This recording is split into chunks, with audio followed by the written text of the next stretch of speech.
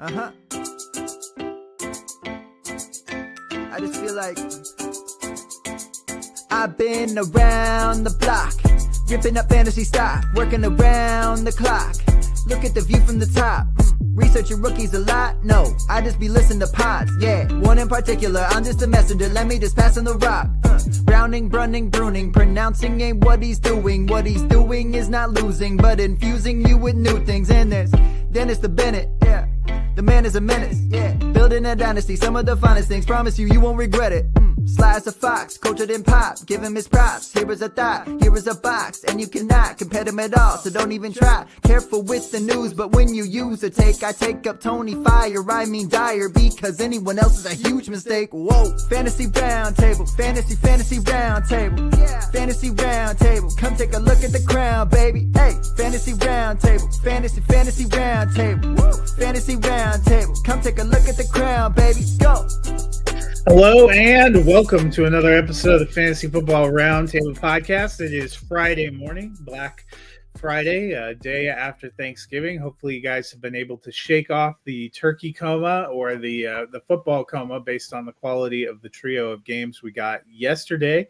And you are ready. There's another game this afternoon. There's a full college slate tonight and tomorrow, and then a full NFL slate on Sunday. Hopefully your fantasy teams don't have too big of a hole to dig out of. But Dennis, how did you enjoy your turkey day?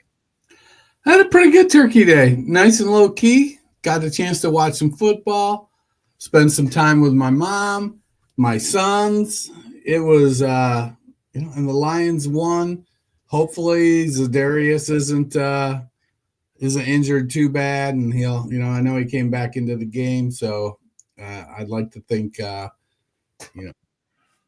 Lions will be able to get back on track, and taking their foot off the gas the second half is going to be a wake-up call. Let's hope for that. And I guess it was interesting post game. So the Lions hosted the Bears for the first game, got the 23-20 victory. When they had the post game when they're handing out turkey, I guess it was the first time for Jared Goff since he's been on the Lions that he's been on the winning end on Thanksgiving, and this is his fourth year. Yeah, with Detroit. I think the Lions haven't won on Thanksgiving since like 16 or 17. Yeah, so I mean, that maybe it's just overcoming your own ghosts. But for Chicago, they were getting pounded early. It looked really bad in the first half, 16-0. But the Lions didn't exactly, for as dominant as they were, they didn't put up as many points as they possibly could have. And Chicago made a little bit of a run there. Caleb Williams, 3 more touchdown passes, got them close. But clock management at the very end, when they had a chance to, at a bare minimum, tie the game, seemed a little bit rough. Do you think that it's coming to the end of the Matt Eberflus era? I think so. And I don't think this game was really the straw that broke the camel's back.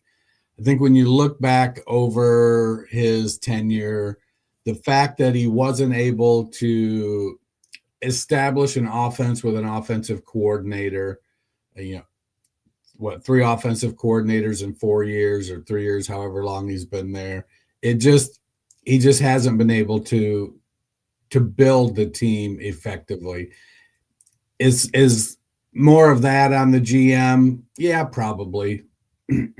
But right now, they're in the situation where they're on their second first-round rookie quarterback. They need to not break this one like they did the other one. And so I don't know that Matt Eberflus has earned the right to keep going. This game wasn't, the running game didn't do much. Williams was still flustered in the pocket, even with the losses on the defensive side of the ball. Detroit can still get after the quarterback pretty good. And so Williams was a little bit rattled in the pocket some, and there were some plays where he scrambled. He just wasn't executing the throws on the scramble. It was, there was too much on it. His ball placement wasn't good. He throwing it too hard, getting it, a little too far ahead of him. it could have been. I mean, it honestly, we weren't that far away from another Lions Thanksgiving Day loss if Williams could have executed under pressure better and completed some of those passes. Yeah, he's doing the right thing when you look at the box score. DJ Moore with 16 targets, Keenan Allen with 8, Rome Odunze with 6. Those are the guys you want to be throwing the ball to. Cole Kmet and DeAndre Swift were the only other Bears with targets.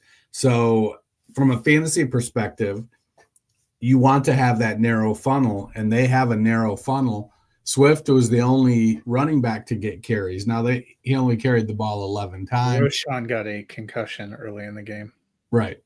So, and they were pretty close, and they were only had 10 fewer plays than Detroit, though they were about down 10 minutes in the time of possession. So to me, I think the Bears have some ingredients there, but I don't think Eberflus is the chef that's going to be able to, pull it off. No, probably not.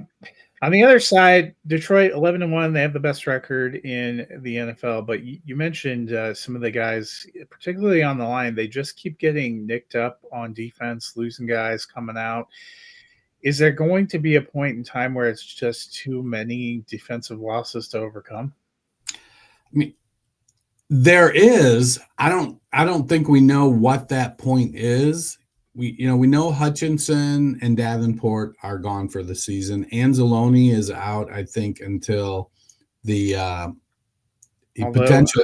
Hutchinson now, according to their reports yesterday, could end up coming back during the playoffs. Well, that would be, on one hand, it would be great. On the other hand, it's just what we need is for him to come back, not be playing well because he's, nursing that injury and re-injure it.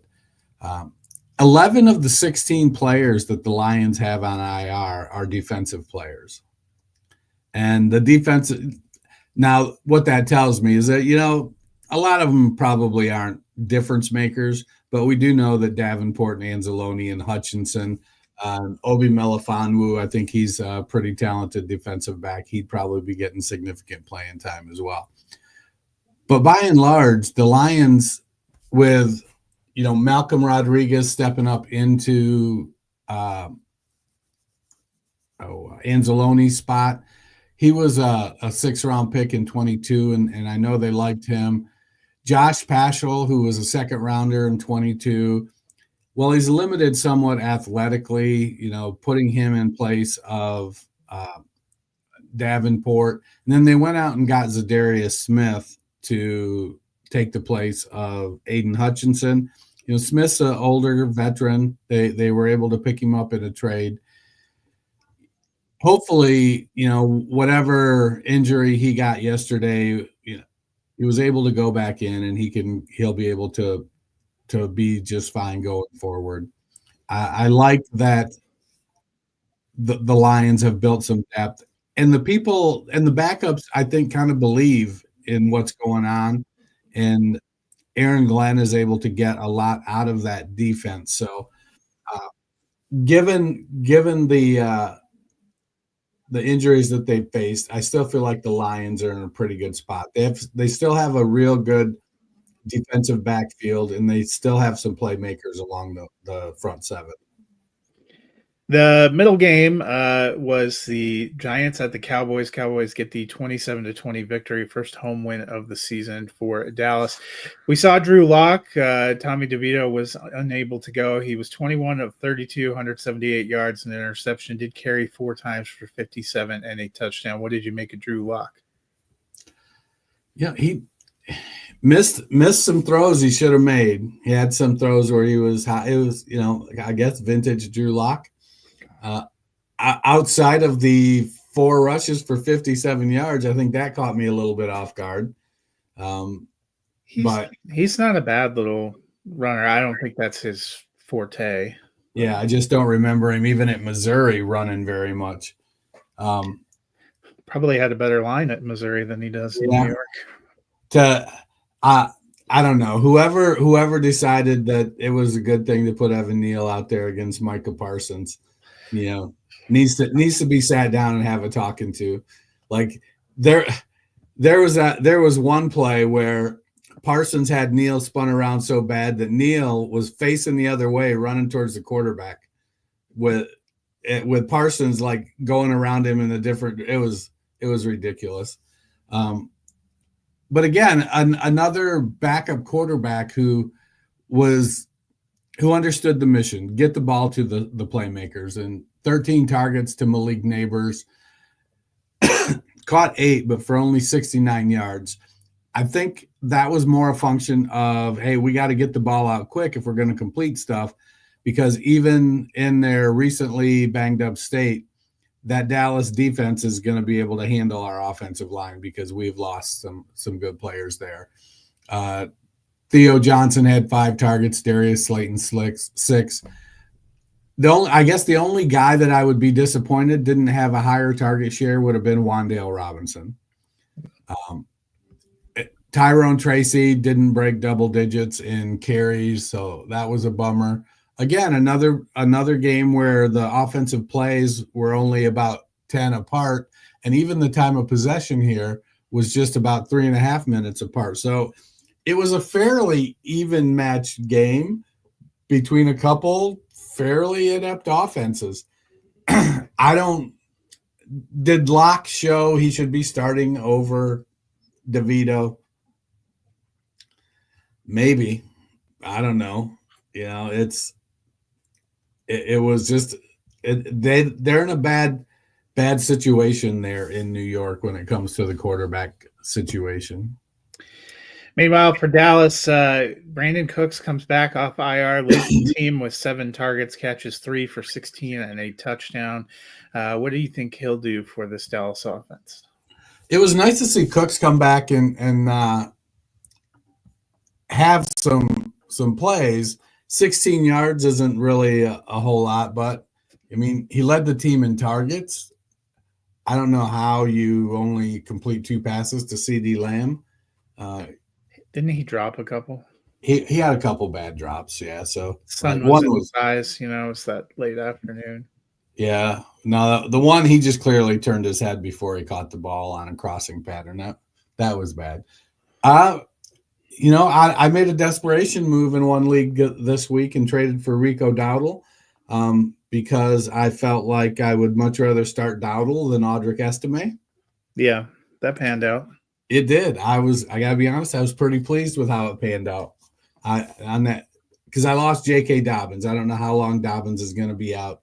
It's a league where you don't get any flexes, so it's a DGAF league. Don't get any flexes, and it's commissioned by Josh Bigby out there. You all may know him out on the Twitter sphere, and I just need. I'm in the playoff hunt right now. I think I'm the 3rd or 4th seed, and I'm like I just can't bring myself to have to choose between Audric Estime and Samaje Perine as my RB3, and I was able to go out and get Rico Dowdle. I traded a 2nd-round pick for Dowdle and a 3rd, and right now the 3rd is the 301. So if the 2nd rounder I traded is the 210, and I got back the 301, I'm especially pleased with how that worked out.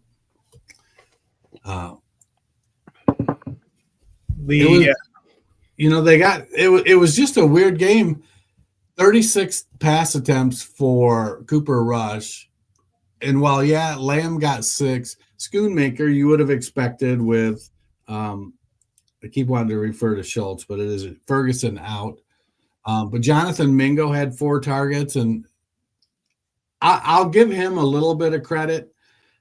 His targets are those down the field, go up and get it. You got to fight for it most of the time. And those just aren't high percentage targets. But Jalen Tolbert had 4 targets, caught 2 for 41. And Kevontae Turpin caught 4 for 53 on 5 targets. Probably spreading the ball around a little bit more than we would like. And I don't know if that's a function of because it's Cooper Rush in there now, and he has spent most of his practice time playing with second stringers, and so they're gonna get a little more attention from him from a comfort perspective. I don't know, but I really like the game Dowdle had, and hopefully he can keep it rolling for me. The nightcap, which I thought would be maybe the better game of the day, wasn't really that good, and that was the Green Bay Packers hosting the Miami Dolphins. They were up 24-3 at the half, held on for the 30-17 victory. Dennis, it was always going to be a tall order for Miami to try to climb back into the playoff race when Tua got back. They were 5-6 coming into this game. Didn't do anything in the first half. A lot of garbage time kind of fantasy points as they got a little bit closer in the second half, but they're 5-7. Last 5 games, they have the Jets twice, the Browns, the 49ers, and the Texans. Are they pretty well done in terms of playoff competition? Well, it's certainly an uphill battle, and I think the being able to have a consistent identity on offense is going to help. And right now, I don't know that the Dolphins have that. Some of the shine has worn off the Mike McDaniel magic apple there, and looking a lot more like the Arthur Smith magic apple with this Jonnu Smith love. Ain't it though? I mean, they only ran the ball 12 times, not counting Tua's 2 rushes. They did have more plays than Green Bay. They outsnapped them 65-53, and they had about a 7-minute advantage in time of possession. They just weren't able to execute. It felt like Tua was under pressure a lot, even though they gave up 1, 2, 3, 4, 5. They gave up 5 sacks. Miami didn't get any sacks of Jordan Love. And Jonnu Smith with 11 targets to lead the way. Now, Tyreek Hill had 9. Devon Achane had 9. They had those 3 players all had reasonably good fantasy days. Jalen Waddle, 100% catch rate, 4 for 4 for 53 yards. It's not what you want to see, it's not where we drafted him at. So Raheem Mostert still not getting the production. You know, it's crazy when you watch this Dolphins team play. You watch a whole Dolphins game and then realize that Raheem Mostert had 21 touchdowns last year, and you just kind of sit there and wonder how. And he's probably been the toughest beat for fantasy because Achane, he didn't rush for a lot in this game, but he's been real involved in the passing game. But Mostert sometimes isn't involved in either. He got more touches probably in this game than you've seen in a while, but he's not a reliable start. But neither is Jalen Wright. You would have thought, does that mean that he's getting displaced? This running game for Miami that was so dominant last year has just disappeared, gone into the toilet. Meanwhile, for the Packers, Jaden Reed has a pretty huge fantasy night because he catches 2 touchdowns, had 6 targets, but only 3 receptions for 24 yards. Since week 5, he only has 2 games with 75 or more pass receiving yards. I know a lot of people like Reed. I like Reed, and he seems to nominally be the kind of top receiver for the Packers. But how do you feel about him for fantasy? For me, I'm looking like who's going to get the opportunity. And honestly, with Romeo Doubs out, that makes it better because their top 4 become a top 3. And so Doubs was out this week. But you just never know. If I can get a piece of the Packers passing game, the piece I want is Jordan Love. And probably the second piece I want is Tucker Kraft. But the receivers, it's like playing whack-a-mole, and you're trying to do your best to analyze what types of plays does the defense give up. Are they susceptible to short passes or long passes? Are they, because that's the type of stuff that, helps you split the hair between Christian Watson and Jordan Reed. Watson was 2 of 4 for 67, but he didn't get a touchdown. Dontavian Wicks, who's their wide receiver 4, he actually went 4 of 5, but for only 30 yards. It wasn't there wasn't a lot of yardage to the receivers. Kraft had 78 yards on 6 catches, and then Josh Jacobs broke off a 49-yarder to put his receiving yards up at 74 yards. He had another monster game. If I'm starting a Packers wide receiver, and I'm going to narrow it to 3, so I'm going to throw Wicks out, because if all 4 are healthy, Wicks is a real dart throw. But if the other 3, Watson, Dobbs, and Reed, are healthy, I'm hoping I'm able to start them as a flex. That way, anything they get is upside, and it gets me some opportunity to have what I would believe, if I'm starting 3 other wide receivers in my wide receiver spots, then I believe I have a better shot at double-digit points with those guys on a consistent basis. And I can handle, getting a 7 1 week from Reed and getting a 16 the next week from him. So they're ideal flex guys, but you have to understand the volatility that comes with them. Well, that'll do it for the games that we saw yesterday. Let's move on to the games that are yet to come, and that begins today with the Black Friday matchup, the 2-9 Las Vegas Raiders at the 10-1 Kansas City Chiefs. Dennis Aiden O'Connell, coming off IR, will start a couple weeks removed from breaking the thumb on his throwing hand. He did beat the Chiefs last year, maybe not so much because of him, but what are you expecting from him today? So in his one full game this year, he was 27 of 40 for 227 yards with 1 touchdown and 1 interception. I guess I should have wrote down who that was against, but not sure it matters that much. Right. It's he was a prolific passer at Purdue, and I think that there's definitely a ceiling to his game. Last year, he was QB 22 weeks 9 through 18, where he had a starting stretch there.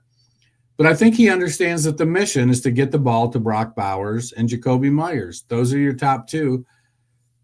Hopefully they get some production out of the running game, whether it's Madison or whether it's Abdullah.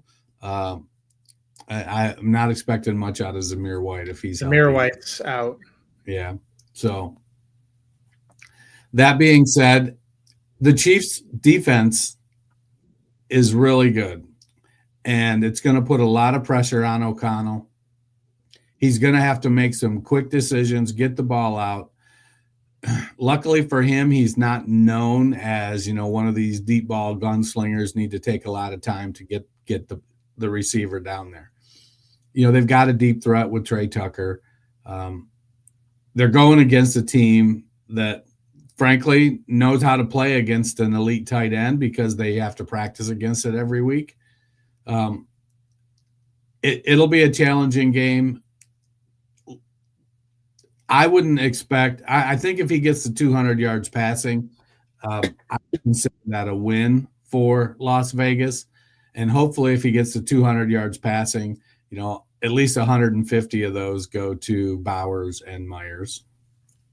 It is a big day for returning from injury. Isaiah Pacheco, coming back off IR, will also start for the Chiefs. What are you expecting from him in his return? I expect Isaiah Pacheco to pick up where Isaiah Pacheco left off.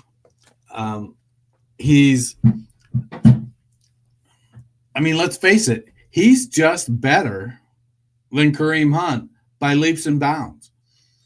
If I'm Andy Reid, I'm going to Kareem and I'm saying, hey, man, I really appreciate what you did for us. Go grab a soda. I think that as long as Pacheco's stamina holds up, he's going to get most of his workload back, even if they decide to say, you know what, we're going to throw you in as the starter on snap one, Kareem. I think Pacheco dominates the snaps, dominates the touches. And against this Raiders team, I think he ends up putting up a big day. I hope I'm right, to be honest, because I have slotted him in as a starter. I picked him up in the Fantasy Football Roundtable Redraft League as I'm trying to cling on to my my playoff spot. You know, we got about 4 or 5 teams behind me that are all like one game back that are fighting for those last couple spots, and I don't need to have a loss and move myself down into that brouhaha there. So I expect Pacheco to have a reasonably good game. I am taking the Chiefs in this one. So am I. Sunday games: Los Angeles Chargers 7-4 at the 6-5 Atlanta Falcons. J.K. Dobbins hurt his knee and is out. What are you expecting from the Chargers backfield without Dobbins? Not a whole heck of a lot. I like Gus Edwards for the role that he plays. I don't think Hassan Haskins provides much in the way of receiving out of the backfield either. So there's not going to be a lot of that. I think Gus leads the backfield, but I think if Gus gets 10 to 12 carries, that's pretty much it. Atlanta gives up the 6th fewest fantasy points to running backs. And so there's no reason when you've got a quarterback like Justin Herbert to force the ball. And they give up the 6th most fantasy points to wide receivers. So, you know, let's go Ladd McConkey and Josh Palmer. Maybe Quentin Johnston actually catches some of those balls. Give them the old replacements, Orlando Jones treatment. Right. You know, it was just one of those, you know, Johnston had an awful game. Maybe he gets a bounce back. You know, could be a Will Dissly game. I didn't really look very closely at what the Falcons do versus tight ends, but I don't know. I feel like it's a game where Jim Harbaugh's got to look at his running situation and go, yeah, I've got Justin freaking Herbert. I'm not going to worry too much about trying to establish the run. Meanwhile, the Falcons coming off a couple bad losses and then a bye. They are back home. They're 6-5. They really need a win kind of to secure their playoff chances. How are you expecting them to attack the Chargers? Well, they've got Bijan Robinson and Drake London and Darnell Mooney, who are both, you know, top fantasy wide receivers. So I would expect them to do that. I'd love to say I expect them to get the ball to Kyle Pitts, but you know, we're on our second regime there in Atlanta who seem to treat Kyle Pitts as an afterthought. Well, you know, you've got a fast wide receiver that's really productive in Darnell Mooney, and you've got a big wide receiver that's really productive in Drake London. And I would expect those guys to get the bulk of the opportunity. Bijan Robinson, you know, he's probably looking at 15 carries and 5 targets, 6 targets. He's a bell cow back, and he's super explosive. But if things roll right, I wouldn't be surprised if Tyler Algier got 10 or 12 carries as well. I'm taking the Falcons in this one. Yeah, I think that whole I'm going to buy into the West team going East struggling. I'm going Falcons as well. I just feel like off a bye, Atlanta really needs a win. The Pittsburgh Steelers 8-3 at the 4-7 Cincinnati Bengals. Dennis, the Steelers traded for Mike Williams and he caught a 32-yard touchdown in his first game. He has not had a single reception since. Is he kind of out of your fantasy lineup? Yeah, I don't know how in my fantasy lineup he was before the trade. Yeah, it just seems like they need to get themselves established outside of George Pickens. And right now it seems Calvin Austin is the guy who's establishing himself outside of Pickens. And Williams is becoming kind of that, go take the top off, and occasionally we're going to throw the ball down there at you and see if you can make a play. I mean, to be fair, he's been more productive than Deontay Johnson after his trade. What a bar you've set. On the other side, we've seen both Mike Gesicki and Tanner Hudson getting involved at various times, kind of the tight end position for Cincinnati. Definitely feels like an afterthought. You're going for Chase and Higgins first. Chase Brown's been great in the backfield, but how are you feeling about those two tight ends? Well, if T. Higgins is playing, I'm not feeling great. I mean, if Chase and Higgins are there, it almost just completely eliminates the tight end position. Now, Gesicki, because of Higgins' time missed, is fourth on the team in targets with 47. Chase Brown's 44. Tanner Hudson has 16. Hudson is still behind Eric All, who's been out with an injury now for a little while. Hudson seems like he stepped up since Eric All went out. Right, to fill the Eric All position. So it's I don't know that I'm playing really either one of them unless I absolutely have to. And while Gesicki can be productive, the downside is that if Chase and Higgins are healthy and Chase Brown is healthy, Joe Burrow just doesn't look anywhere else. I am going to take the Steelers.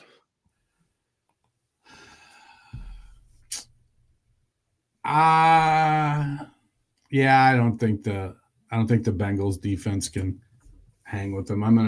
I'm trying to find a reason to take the Bengals because I love Joe Burrow, but I'm going to go ahead and I guess take the Steelers as well. Another game that could go either way, the 6-5 Arizona Cardinals at the 9-2 Minnesota Vikings. Dennis, we've seen Trey Benson getting a few more carries now in the second half. How are you feeling about him and James Conner in that Arizona backfield? I like Benson's ability. I just don't think we're going to get much out of him. He's a dart throw flex at the running back position. If the game is close, they're playing Conner. If he's your RB2, all right. If he's your RB3, even better. Conner's still a very productive back. He's good in all phases of the game. Honestly, the biggest issue that the Cardinals have is Kyler Murray. And, his box scores often, his fantasy points will look great because he'll break a run on a play that he misses a wide open player, doesn't see him, and he takes off and runs for a touchdown or something. But Murray he struggles as a quarterback in my opinion. He's not great. I think Conner is their bell cow, and I think given the type of person I think we perceive Conner to be, I think he's okay when they put Benson in. And much like David Montgomery with Jahmyr Gibbs, if Benson's in there and he gets the ball inside the red zone, Conner's not looking to go in and vulture the touchdown from him. He wants Benson to play well, and he wants him to get some opportunity. So that's what kind of moves Benson into a dart throw flex consideration is he's going to get some chances here or there, and it wouldn't surprise me to see him as the top dog there in Arizona next year, just because he's just so much more athletic than James Conner at this point in their careers. Meanwhile, for the Vikings, Aaron Jones doing his thing in the backfield, Justin Jefferson, one of the best receivers in the game, but they have a lot of targets there. How are we feeling about Addison and Hawkinson? Both those guys had big games last week. Do you think they can do it again? So my question's this. Do you think Daniel Jones has a Sam Darnold voodoo doll and he's like, oh, let me play with a good team? I think Daniel Jones would be I don't think he's trying to get back in. I think he wanted to be on a good team if he had to go somewhere but he's on the practice squad. I don't even know if they're going to pull him up for this. Probably not for this game. No, Addison's wide receiver 17 since week 4. I think that's right where he belongs as a wide receiver 2-3, right at the fringe area there. He's definitely got upside. We've seen that. He can get deep, and Darnold can get him the ball. I don't like seeing it happen at the expense of Justin Jefferson like it did last week, but sometimes the game plan just kind of rolls a certain direction, and you don't have a heck of a lot of control over it. And having a guy like Addison that's going to be able to step up and make plays when you need him to, I much rather have Addison as my wide receiver 2 than KJ Osborne. So good on the Chiefs. Hawkinson's tight end 9 since week 9, so he's kind of working his way back up. It's nice. Josh Oliver is a nice little story, but as Hawkinson shows that he's healthy, unless they run 2 tight end sets a lot, I think you're going to see more and more of Hawkinson, and we're going to get down to anybody that was like, oh, I'm going to be sneaky and play Josh Oliver is going to find themselves getting goose-egged. I'm going to take the Vikings at home. I am too. Next up, the 5-7 Indianapolis Colts at the 3-8 New England Patriots. Since he came back as the starter, Anthony Richardson, one pretty good game, one not so good game. How are you feeling about Richardson this week? Ideally, in a 1-quarterback league, I got to think you've got another option and you're going to sit him. That volatility is just killing you. In a super flex league, at some point you're going to be looking at, are you going to start Aiden O'Connell over Anthony Richardson? Probably not. Like, who are some of these low-end QB2s that you're going to want to push in there? The challenge is that in consecutive weeks, we've kind of seen the good and the bad of Anthony Richardson. And you have to determine, can you take it? And in a super flex league, maybe you'll roll the dice there. There is some upside at least, and we've seen he can complete 60% of his passes. We've seen he can get the ball deep to Alec Pierce, Josh Downs. He can get the ball deep to those receivers on occasion. He certainly, while he has a big arm, he doesn't have deep ball accuracy like, say, a Russell Wilson. But he's big enough he can run the ball. I think they're working on, him knowing when to run instead of trying to just make a play. We've seen with Justin Fields, maybe he had a tendency to run too soon or hold the ball too long. It's finding that sweet spot in the middle where you need to take off running and get 7, 8, 10, 12 yards. And not throw the ball into harm's way or not get tackled behind the line of scrimmage.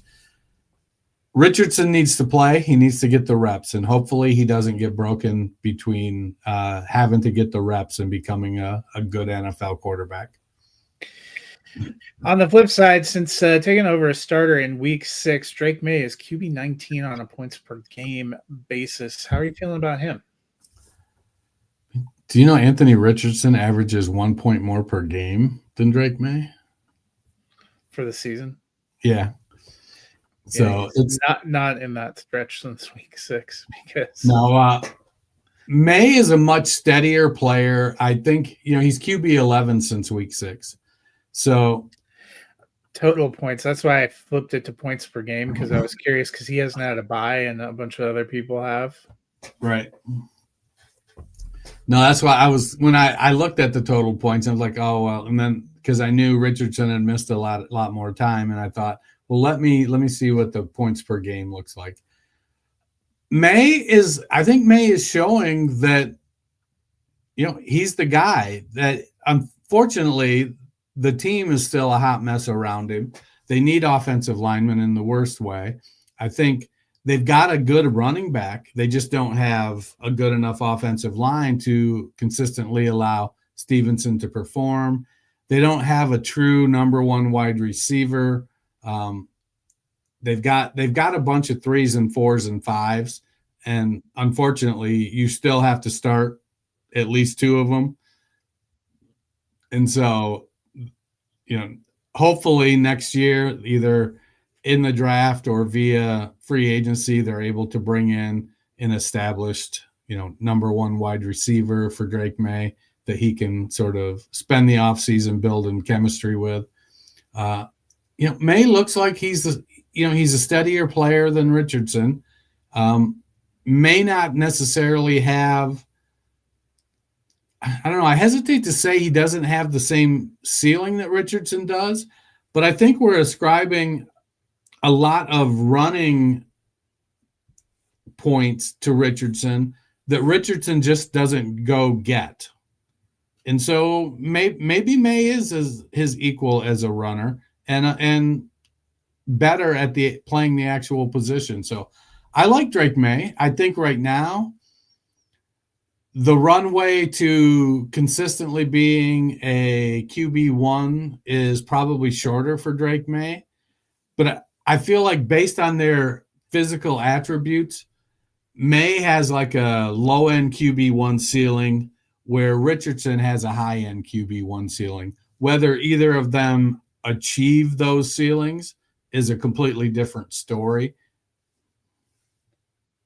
I was looking, so season long, the reason that it looks like Anthony Richardson has 1 point better per game per average is because Drake May has 2 mop-up games in which he only had a couple points that aren't starts. That's why I had switched it. If in just games where they started, he still averages a little bit more. Okay. That being said, I'm taking the Colts because I actually think they still have something to play for. I'm gonna go with the fighting Drake Mays. It could go either way. The Patriots have been so close in a lot of these games; they're bound to win one of them, whether it's good for them or not. Next up, the 6-5 Seattle Seahawks at the 3-8 dumpster fire that is the New York Jets. They're so bad, I accidentally called them the Giants on the sheet. What are we doing with Ken Walker? So Walker checks in at RB15, which is, if you've looked at some of his earlier games, it feels like, man, he should be higher than that. He's a really dynamic runner with a propensity to bounce stuff to the outside. I think he's getting better at, taking the 5 yards on where the play was called instead of the 2 yards trying to bounce it outside. His rushing efficiency is down this year, but man, he's having a great year catching the ball. He's making up for it in the passing game. So as long as he can stay healthy, which, Walker seems to be one of these guys that has a perpetually strained oblique. And there's always he gets some little ding that is bad enough to keep him out of the game, but not bad enough to put him on IR. And it causes him to miss 1 or 2 weeks. And it happens a couple times a year. I like Richardson's talent, super explosive back. And on this team with the other weapons they have, it should provide a lot of balance and make it so he can get good yardage on the ground. They just got to put it all together. And they're sitting at 6-5. I just don't think I just don't know that they have enough firepower or enough consistency to their game. And whether that's because it's the first year under a new offense and a new coach, and they just need to continue to get reps so that they get to that unconsciously competent phase of learning and they're able to just go out and execute and react and not have to think about it. Maybe. We'll see. I like Ken Walker. Having him as my RB2 isn't the worst thing in the world. On the other side, there's been a lot of talk about the Jets and Aaron Rodgers and the future. Garrett Wilson's still having a pretty decent season. Devontae Adams feels like he's been a little hit or miss since he came over. How are you feeling about those two together against a pretty good Seattle defense? I just feel like there's there just isn't that same chemistry that Aaron Rodgers has had in the past with players, including Devontae Adams. I don't think Rodgers and Adams have the same chemistry they had in Green Bay. Since Adams joined the Jets, he's wide receiver 31. All right, you would expect a game to maybe get back into it. But Wilson has dropped all the way to wide receiver 22 since Adams joined the team. So from a fantasy perspective, it doesn't seem to have been great for either of them. And Rodgers is quick to throw the ball out of bounds to avoid a sack and getting hit. He's not providing a lot of keep the play alive, run around stuff like he used to. It's either there or it isn't, and Rodgers is going to throw the ball and then blame somebody else for them not catching it. If they're both flex worthy, wide receiver 3s, they're going to, and both of them have wide receiver 1 upside. It feels like Rodgers now is shifting the bulk of the targets to Adams, but Adams is going to get a lot of shorter targets, and Wilson may get a few deeper targets, but they also are doing, these bubble screen line of scrimmage throws to Garrett Wilson. So it's honestly, the offense is a mess. Sometimes, it's one of those situations where, elite players often don't know when it's time, and they keep playing past when it's time. And I think we're seeing that with Aaron Rodgers. The one who seems to have benefited is like these little one target per week, but touchdowns for Tyler Conklin. That's where all your points are going. I am taking the Seahawks. I am too. 3-8 Tennessee Titans, off of a big win against the Texans, are at the 7-5 Washington Commanders. Tony Pollard, RB20 on the season. Looks like Tyjae Spears is practicing in full, likely to be back. But how are you feeling about Pollard this week? So the Commanders are giving up the 10th most fantasy points to running back, so I'm feeling pretty good. Pollard is good in the receiving and the running phases of the game. Brian Callahan trusts him. Tyjae Spears just hasn't been healthy enough all year, I think, to earn the trust. We'll get another 70-yard Nick Westbrook-Akini touchdown on one target. I think that we're in a situation where the Titans are, I think, actively calling and running some stuff for the sole purposes of evaluating Will Levis. And so I think if you look at some plays and you're like, why would they run that there? It's because they want to see what Will Levis does in that particular situation, because they're having to evaluate, do they need a quarterback? I feel like Levis is kind of earning the opportunity to get the shot next year. But I think you can roll Tony Pollard out there as your RB2 and feel pretty comfortable with it. Meanwhile, for the Commanders, we've seen Jaden Daniels got off to a really hot start to the season, but he's come down a little bit. Since week 7, he is quarterback 10 on the season, averaging 17 points per game. But that's a little deceptive. He's had 3 games with 19 or more points and 3 games with 14 or fewer points, including 2 games in the single digits. How are you feeling about Jaden Daniels? Well, he's coming off a 32-point week, and he's QB4 on the year. What we're seeing is a quarterback that came into the league and they didn't have a lot of NFL film on him. And so he did his thing for a little while. Teams have gotten NFL film on him and how NFL defenses are playing him. And so they're able to build defensive game plans a little better now to face Jaden Daniels.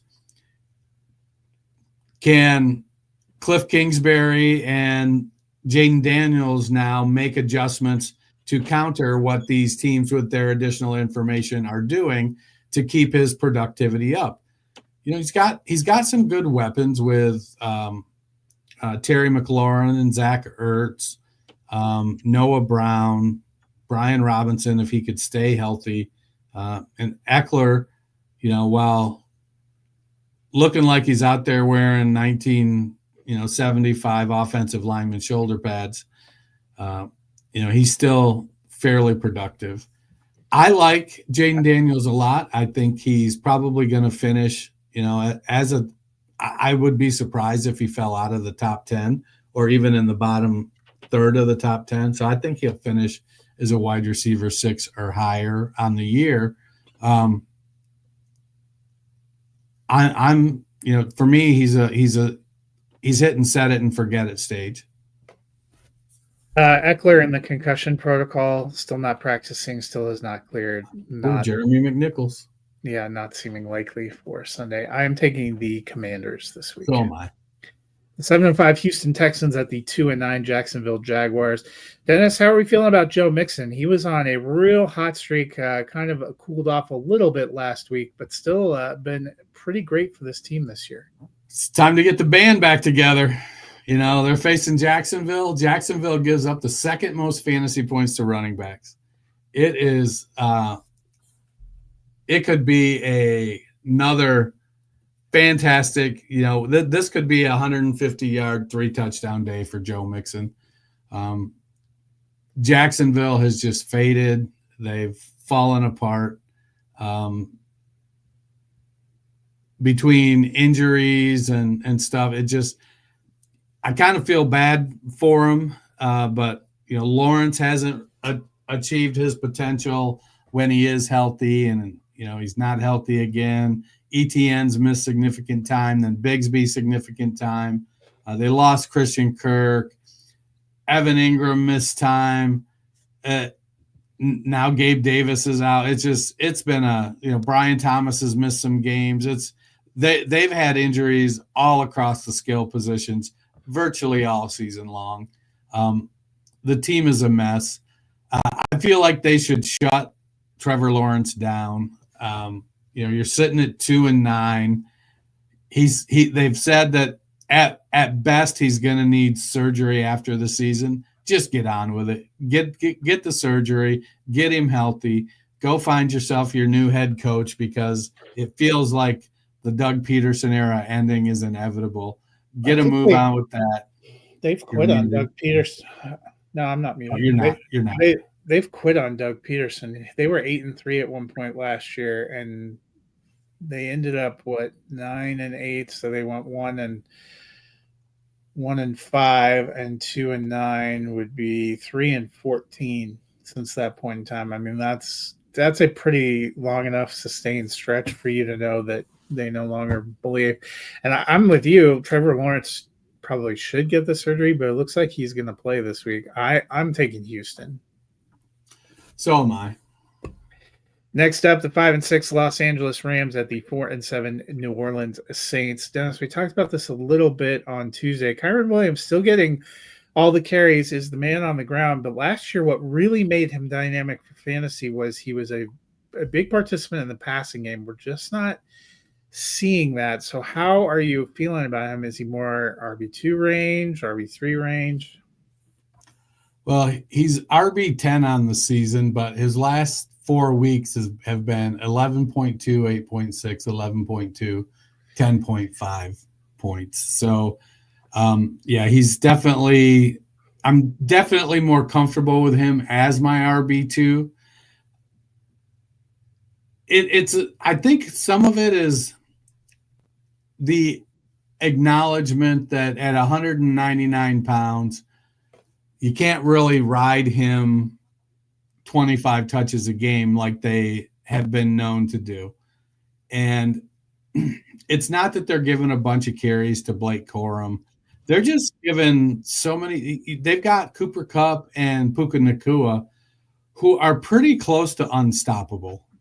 And that's how they run their offense. they're running those guys on those curls and those outs, and they're getting anywhere from 7 to 12 yards of reception with the occasional explosion. And honestly, that's their secondary running game, are those short passes to both of those guys. So that's taken touches away from Kyren Williams and targets away from Kyren Williams. He's a RB2-3 right now until we see him starting to get his volume back. Dennis, when last we saw Taysom Hill, he was just killing it in all three phases of the game, put up 42.5 fantasy points in week 11. Should he be a starting consideration at tight end? I think he should be starting every week at tight end. He has the potential to break tight end scoring like no player has ever. But he could also give you, 1.3 points.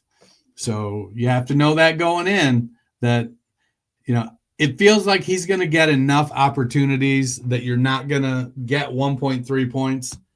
But he's a good goal line back, good receiver out of the backfield and at the tight end position. Good wildcat quarterback, occasionally decent thrower of the football. So given the number of touches that he's getting, you've got to, if you can start him at tight end, you got to. Yeah, I mean, he's number 4 on this season in points per game. He missed quite a chunk of games, but he's averaging 13.4 points per game. I am taking the Rams in this one. So am I. The 5-6 Tampa Bay Buccaneers at the 3-8 Carolina Panthers. Dennis, speaking of tight ends who caught fire, Cade Otton, when they had no receivers, was fantasy gold. Mike Evans back now. He only had 4 points last week. How are you feeling about him right now in the tight end landscape? So Otton has been tight end 4 since week 6, but he's been tight end 36 the last 2 weeks. So, well, they were on a bye in week 11. Well, last two games. He almost feels like an any port in the storm kind of guy. Like when there's nothing else out there, well, all right, we'll throw the ball to you a bunch, and he performs. Hey, we got Mike Williams back. We got all 3 of our running backs healthy. Thanks for your service. They don't have, not Wandale. Sterling Shepard is their wide receiver 2, and Jalen McMillan, maybe he's their wide receiver 2. Raheem Jarrett, maybe he's their wide receiver 2. They don't know really who their wide receiver 2 is. So the opportunity for Otton is there.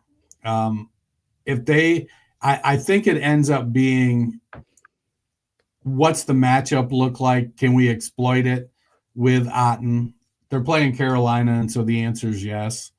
I think Otton is startable this week, but I think you have to kind of be careful about what your expectations are on any given week for him, especially when they're making a concerted effort to get the ball to all 3 of those running backs.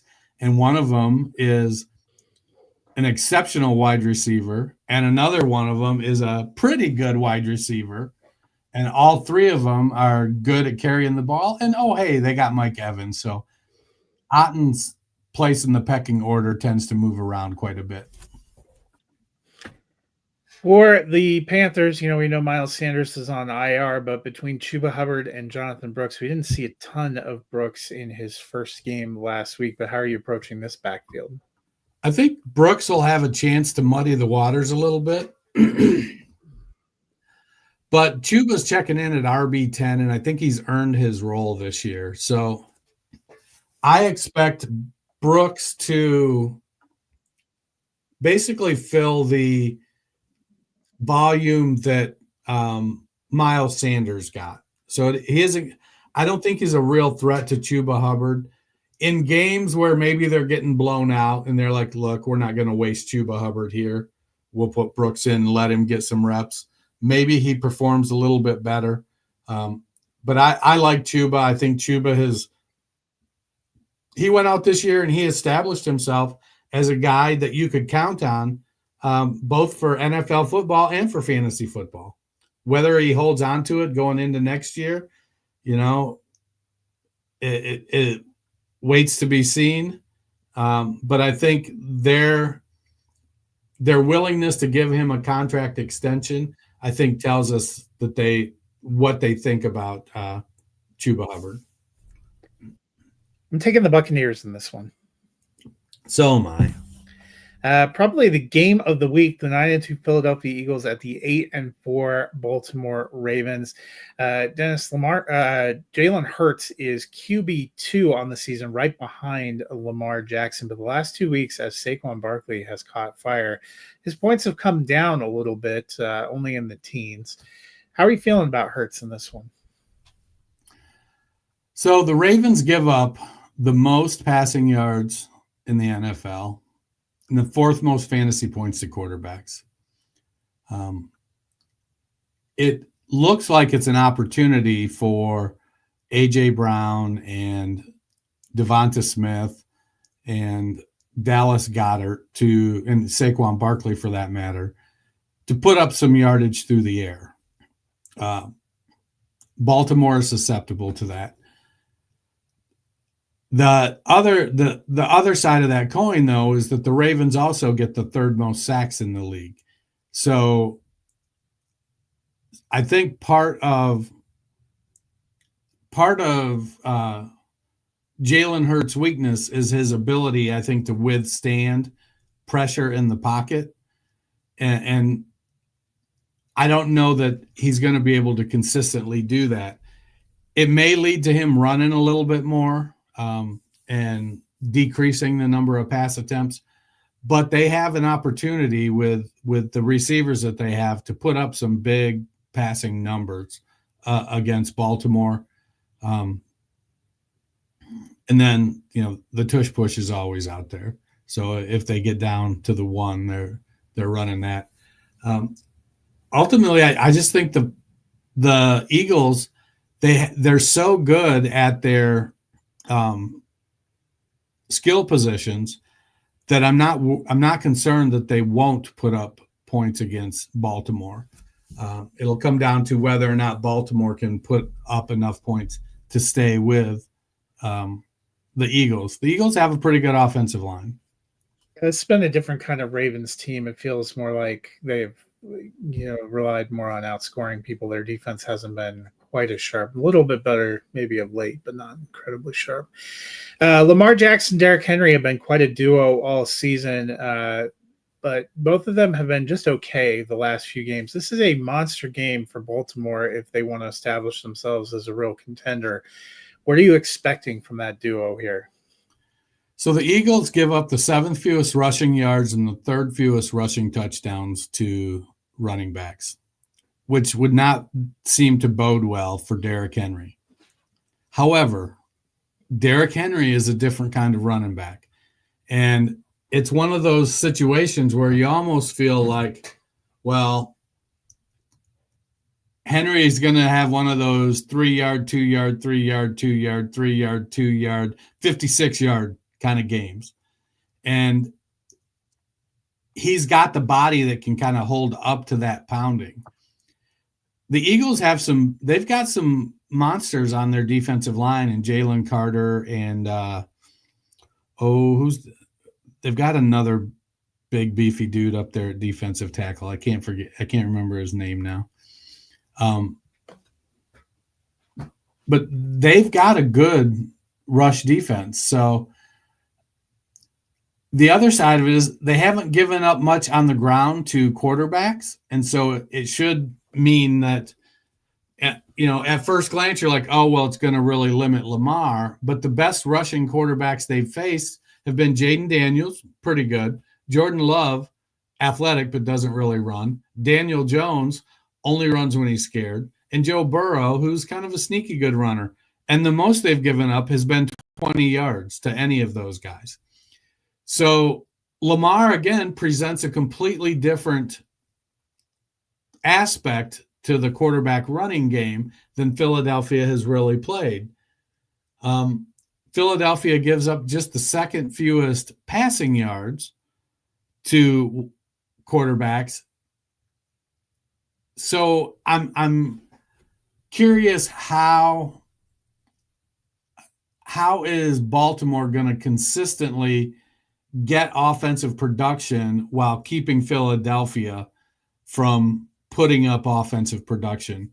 I'm pulling for the Ravens, but I think it's going to be the Eagles. I'm going to take the Ravens. Sunday night football, these 5-6 San Francisco 49ers at the 9-2 Buffalo Bills. And Dennis, beginning tomorrow morning, the Buffalo region is under a lake effect snow warning for 1 to 2 feet of snow, temps in the 30s, and wind that persists into Sunday night, which does not sound like the kind of weather you're expecting if you call San Francisco your home. Jauan Jennings has been kind of their best receiver the last few weeks, but in these conditions, what are you doing with Jauan Jennings? Well, with Brandon Allen at quarterback, is Purdy expected back? I think Purdy is expected to play. Okay. Let's say with Allen, he led the team in targets, was second in receptions and yards last week. So I think Jennings has kind of established himself as the wide receiver one. Purdy was a limited participant yesterday. They don't have practice reports, obviously, for today. I would keep an eye out. I think they were expecting him to be able to go, but they may look at those conditions. I don't know, though. They're 5-6. If they take another loss. Well, I think part of it, too, is, if Trent Williams plays, if he misses another game at left tackle, that's going to present an issue. They've got the running backs to be able to grind it out with McCaffrey and Mason and Guerrero. Trent Williams and Nick Bosa, both non-participants so far this week. Yeah, so that's not trending well. The weather presents such a psychological edge, I think, that it's going to be difficult. I don't know. I obviously like the weapon San Francisco has, but it just feels like their window slammed shut this year. And it's one of those seasons where nothing's going right. Williams' injury, Bosa's injury, McCaffrey's injury, Ayuk's injury. It just seems like things are just kind of, it's like they're built on a foundation of sand and it's crumbling this year. Meanwhile, somebody who is pretty familiar with cold weather games would be Josh Allen, who has done fairly well, as a runner and a passer. How are you feeling about him? I think this game is tailor-made for Josh Allen. If it's going to be out,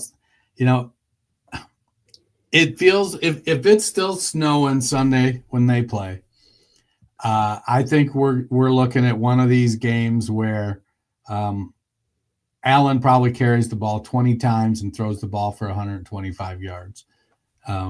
It just, those are the types of things that they do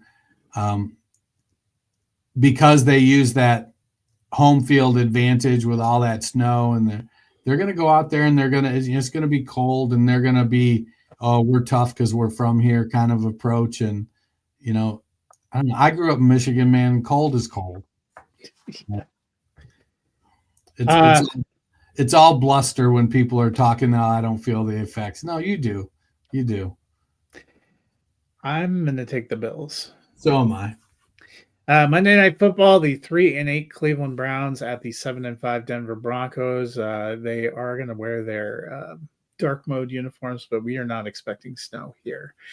Dennis, Cedric Tillman in the concussion protocol hasn't yet practiced this week. Jerry Jeudy, it's maybe a homecoming revenge game. How are you feeling about those two guys? Well, I was feeling a lot better when Tillman seemed to have taken over after the trade of Amari Cooper. And then he fizzled out and Jerry Jeudy seemed to have taken over. And now it feels like they're a coin flip, and you never know with Jameis Winston what's going to happen. I feel like the one true certainty is David Njoku. But Tillman and Judy are both playing. They're both playing better than either of them did with, or any of the receivers did with Deshaun Watson. So is Jameis Winston the answer? No, but he's a lot less pressing question than the quarterback position used to be. So if Tillman is out, I think you're firing up Judy and rolling with him. If they're both playing, it kind of limits the ceiling for either one of them. But also don't forget Elijah Moore's been getting some decent amount of targets too. So yeah. So since week 8, which I believe is when the trade happened, maybe it was let me go back to week 7. Judy's wide receiver 16 since week 8. Let's see, since week 7 might have been when they did the trade. Yeah, that's probably looking. So Tillman is wide receiver 16 since week 7, and Jerry Judy is wide receiver 21. They've been better, than you would have probably thought. It's not an ideal matchup. Riley Moss, Denver's other starting cornerback, has a knee injury. He's not practicing yet, but they still have Surtain out there and Jaquan McMillan and a couple of other guys. I personally,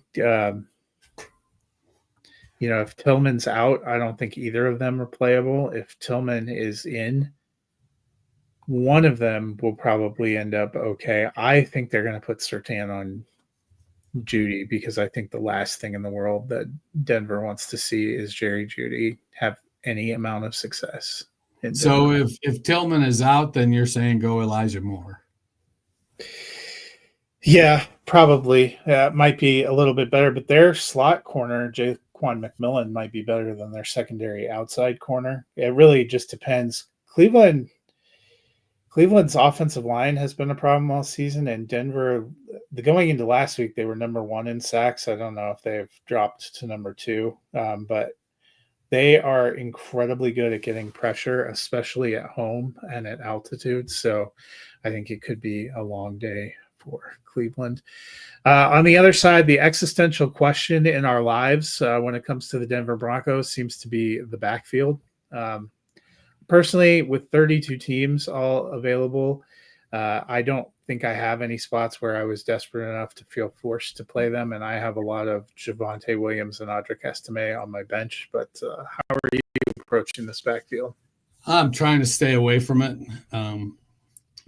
It'd be nice if we settled on a real pecking order, but Sean Payton's going to do what Sean Payton does.